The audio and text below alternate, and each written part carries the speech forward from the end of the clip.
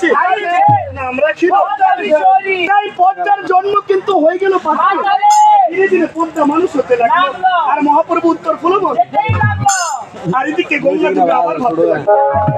মহাপ্রভুকে আমরা স্মরণ করতে যাচ্ছি তোরা কি বাচ্চা বাচ্চা না এটা তো বাংলা আবার গঙ্গা ওরে না যেও না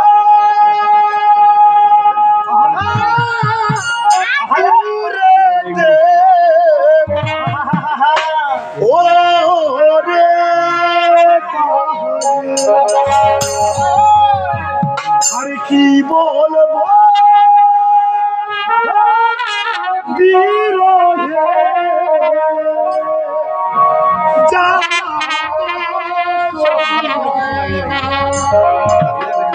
দুর্গা কিন্তু এখনো মহাপ্রভুকে ইশারায় ডাকে